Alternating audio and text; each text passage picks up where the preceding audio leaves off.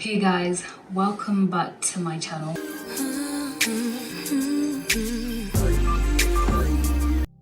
I know it's been a while and I apologize for my absence.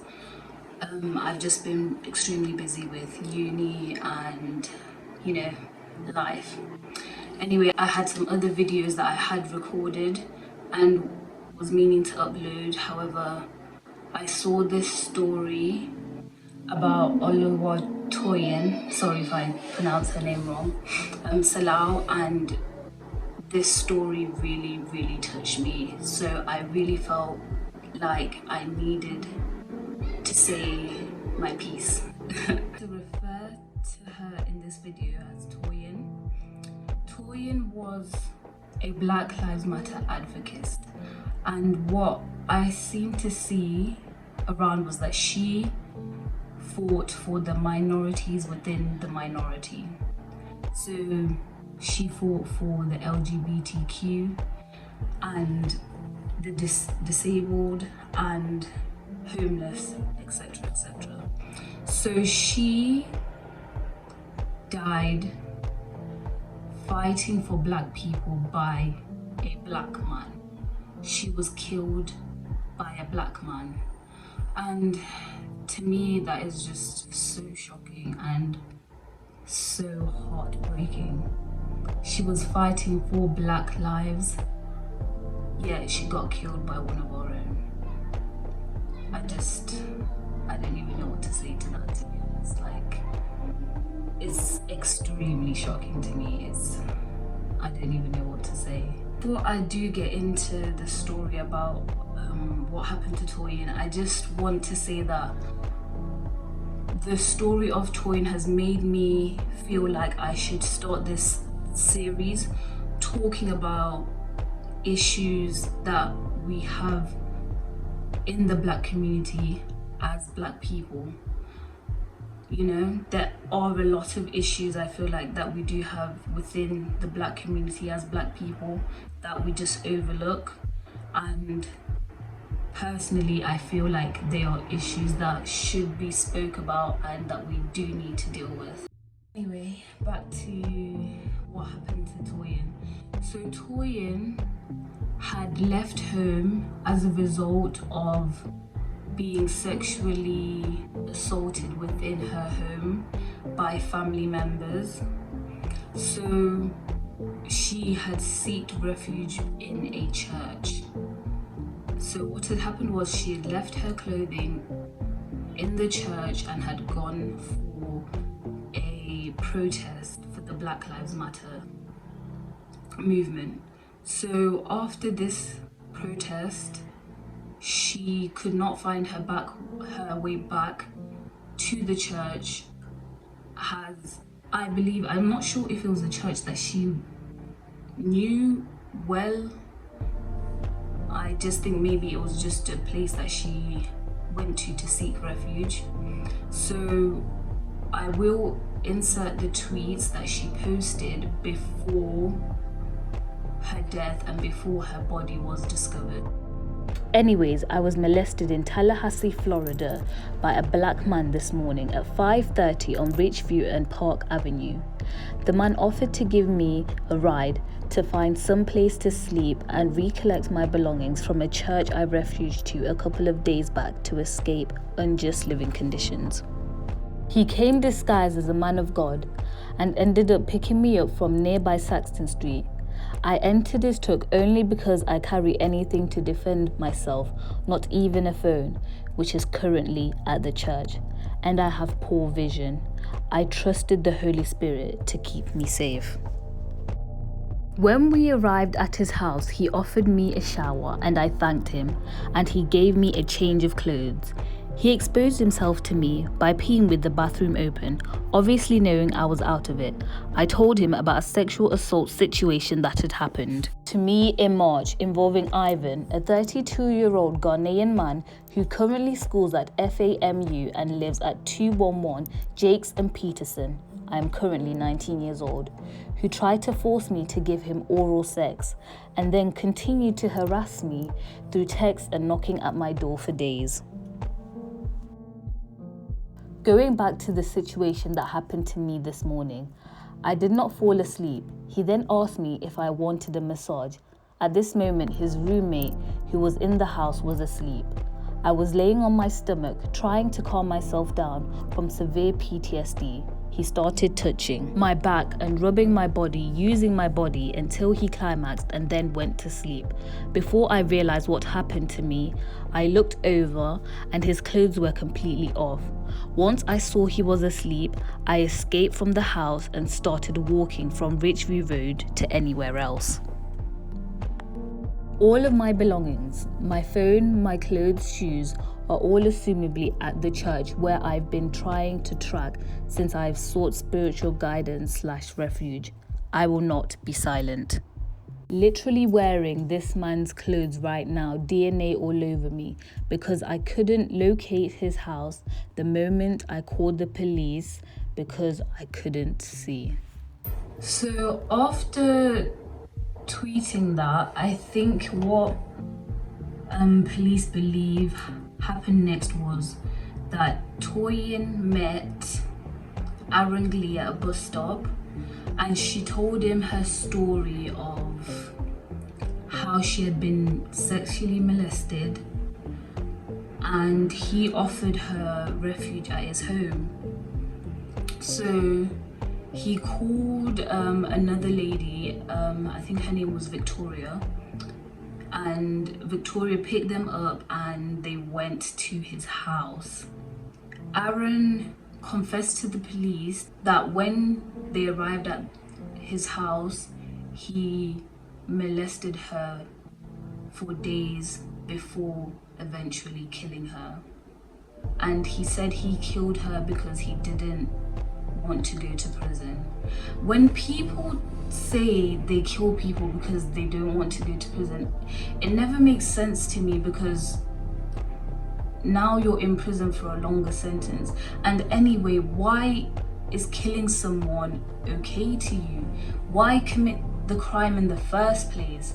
And what is so heartbreaking about this issue is she was fighting for people like Aaron Glee, yet he took her life.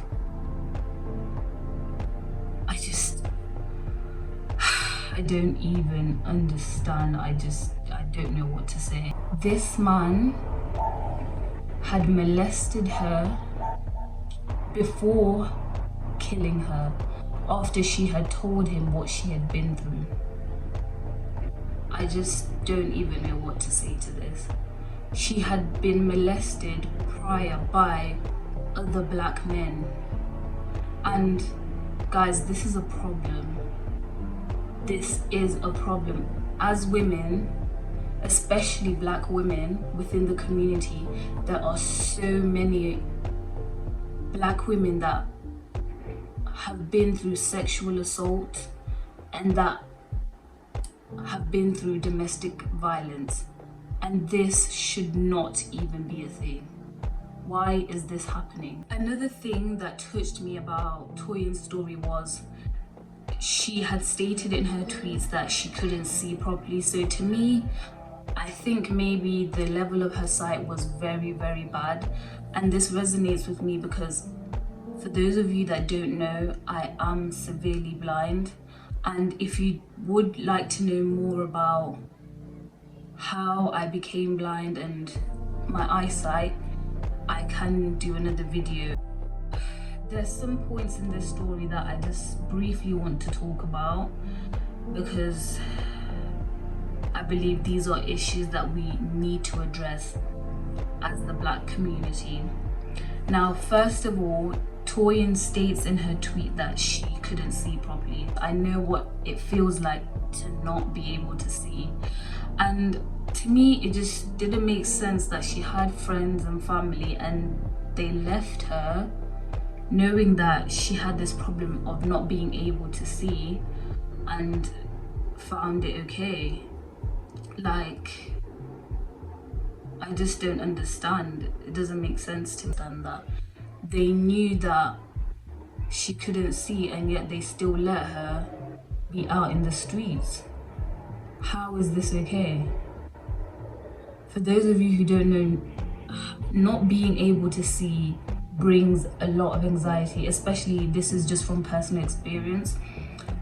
Because you can't see as well as other people, you always have this fear. Especially I have that fear, especially when I'm out and about. I'm just extremely cautious because I can't see very well.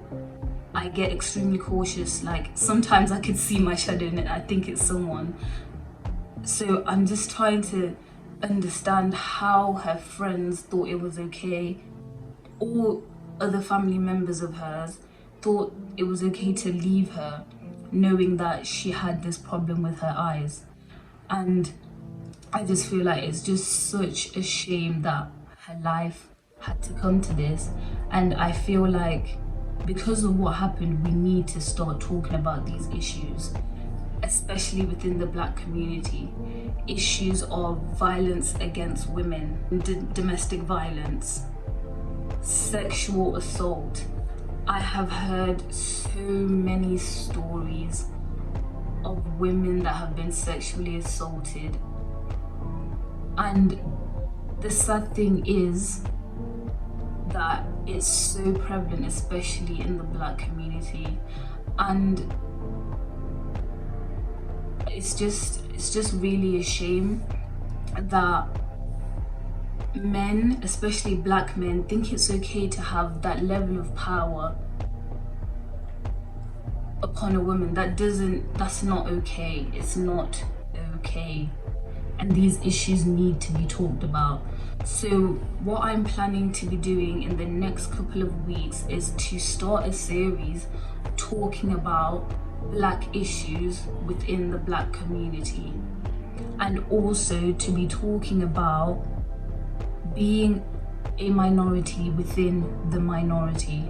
Because although I am a Black woman, I am a disabled Black woman, and there are struggles that come with that too.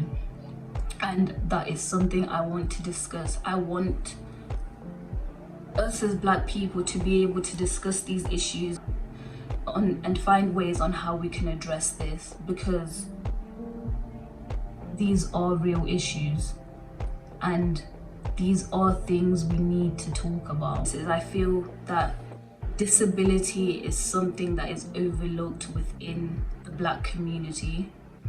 I feel like once someone is to be deemed as disabled, they are kind of crossed off or kind of not looked as a person. And this is not even talking about other communities, this is specifically in the Black community. And the reason why I say this is because that's what I have gone through. And it took me a long time for me to accept that, yes, I am disabled and I am blind. Even if I don't show it to people, it is what it is. And I feel like this is an issue that we also need to address, that there are disabled people within our community, whether we like it or not. And we need to uplift those people, because a disability does not mean you are disabled. It just means that you have to find different ways of doing what everybody. I do want to apologize if this video was all over the place. I did plan to write down some notes, but I just thought I should speak on the camera and just say my thoughts. I am going to be starting a series, so hopefully that is going to be more organized, and I will be tackling a specific topic on each video. But I do hope you guys take something away from this video. So in part of me starting this series about talking about Black issues within the Black community, I also want to bring awareness about disabilities within the Black community.